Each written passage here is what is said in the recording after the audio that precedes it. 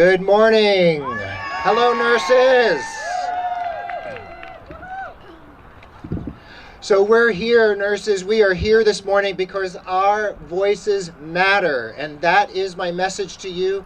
Our voices matter. We're here with our nurse sisters and brothers because we believe in what we do, and we believe in the power of our voices to create change and to be a force for good in the world. Don't we believe that? Yeah! And doesn't it feel good to be all together? Yeah! Does it really feel good? Yeah! All right. There's power in numbers, and our numbers today represent that power, and this is a powerful moment for nursing.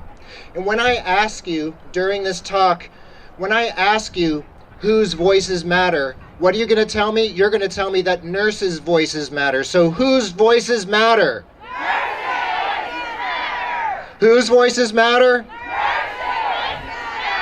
Nurses! Nice. So the media may ask us, where are the media today? They're not here. But if they ask us, why do nurses' voices matter? Why do nurses' opinions hold any weight or hold any water? Why should we listen to nurses? That's what the media might say. They might say, we just need to go to the doctors and our Rolodexes and our iPhones. Those are the people we need to call for opinions. But I'll say in response that nurses matter because we're the lifeblood of the healthcare system. Aren't we the lifeblood? But I'll go further. I'll say that we're the nervous system of the healthcare system. We're the connective tissue of the healthcare system and the delivery of healthcare. Some people say we're the heart of healthcare, but you know what else I say? I say we're the very mitochondria of healthcare. Nurses are the energy powerhouses that the healthcare engine could not survive without. Do you believe that? So what would happen if every nurse in the country walked off the job tomorrow? What would happen? Disaster. There would be utter chaos. And do you know what? Would we ever do such a thing? No, we would never do such a thing because our patients and our jobs and our mission and our values prevent us from doing that. The pledge that we take when we graduate from nursing school prevents us from doing that. We work sometimes in deplorable conditions with mandatory overtime, outrageous nurse-patient ratios, incivility, bullying, low pay, and often substandard benefits, and we're the people who hold our patients' lives almost literally in our hands.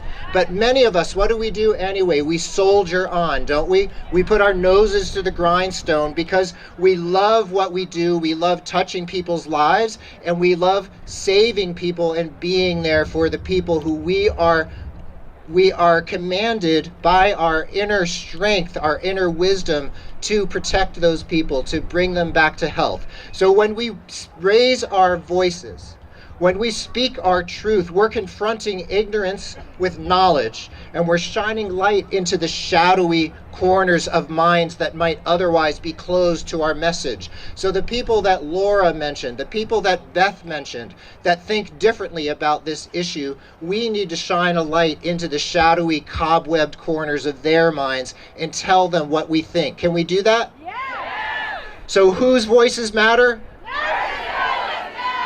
All right. So when nurses speak out about the importance of nurse-patient ratios and our legislators listen, when they listen to us, we're speaking truth to power. We're speaking truth to power. And when we become citizen lobbyists like we are today, we're taking a stand behind our position, and we're saying that we deserve to be heard.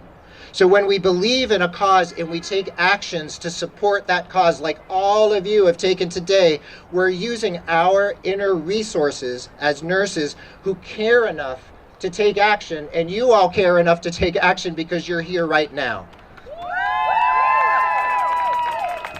So my friends, nurses, colleagues, everyone who's here, we have the individual collective strength to bring about change on whatever level we choose to do so. And as the most trusted professionals in the country, year after year in the Gallup poll, we know the public trusts us, even if they don't really understand what we do and what we're capable of. It doesn't really matter. So we can choose to continue to gather together and speak out like we are today and leverage our identity, leverage that trust that the public has in us for the causes that call our name. And this is a cause that calls our name. So whose voices matter? That's right. And when we advocate for the safety of our patients, it's our direct experience on the front lines of healthcare that matters. Patients' safety and health is crucial to us, and we know best how poor working conditions negatively impact our patients and their health outcomes. When we ask for a meeting with the CFO, with the chief nursing officer, with the DON, with the CEO, with the legislator, in order to share our expertise and our expert observations about something in our work that's not quite right. We're using our intellect, we're using our minds and our courage and our hearts to bring clarity to that situation. That's what we're doing today. We are educating people through social media, through video, through audio, through conversations with legislators. We know what we need to do and we're here to do it. So the nursing process teaches us to assess, right? It teaches us to gather data and then take action. Today we're taking action because we've gathered the data and we know the cause is worth fighting for, don't we? Yes. So whose voices matter? Nurses' voices matter! That's right. So when a nurse tells another nurse that it's not okay to bully or harass or intimidate another nurse colleague, that nurse is saying no to bullying and incivility among our peers. Negative and aberrant behavior undermines nursing practice. It undermines patient safety, and we have the courage to tell those bullies to cease and desist, don't we? Yes! When a surgeon strikes the scrub nurse in the back of the head to exert his power over her, do we remain silent? No! Did you see that video of that surgeon striking that nurse in the back of the head? We have to say no to actions like that. So whose voices matter? Nurses' voices matter! That's right. And when a nurse writes a letter to the editor and expresses his or her expert opinion, that voice is magnified, it's amplified by the power of that nurse to reach more people, thousands, hundreds of people. So letters to the editor in your local community are powerful. Don't underestimate the ability when someone sees RN after your name, when you write a letter to the editor, don't underestimate the impact that that letter can have. We can insert our opinion into the public conversation because whose voices matter? Nurses' voices matter! And when a nurse educates a patient and the patient's family about controlling that patient's diabetes or hypertension, she is using her voice to change that patient's life for the better. And when a nurse holds a dying patient's hand and provides comforting words, that nurse's voice is bringing healing and compassion into the room. We are educators, we are healers, and what we do and what we say has meaning. So whose voice matters? You're so good at that. I'm going to keep asking. So when a nurse runs for city council or the school board in their local town, that nurse is inserting his voice into the important issues impacting the local or regional community. When a nurse runs for mayor of her city, who's going to run for mayor of their city? Somebody here. There we go. We have a winner.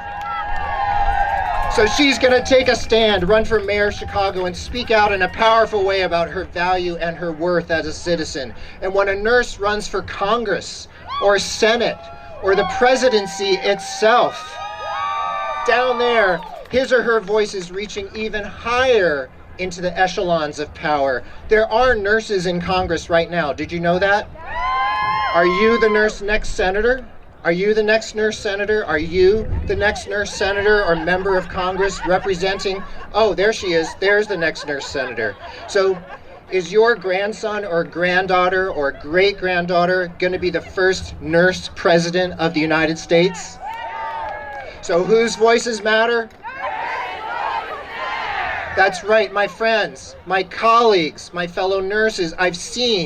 I've personally seen how nurses' voices can be used for good, and when we raise our voices together, the impact is amplified hundreds and thousands of times. We're here together today because we believe in the strength of numbers, in the critical mass of nurses who believe enough in themselves and in our profession to stand up and speak out. So in the end, our voices matter because every person's voice matters. Every firefighter, every accountant, every Uber driver, every gasoline station attendant has a voice that matters, but not all of them have the privilege to have a public stage like this. So we need to carpe diem, we need to seize the moment and believe in our individual and collective courage and power to affect change in a complicated 21st century world. So friends, feel your power, connect with it, play with it, amplify it, bring it up from your belly and shout it to the treetops, shout it to the Capitol. Whose voices matter? Whose voices matter? Whose voices matter? So go out there and speak your truth.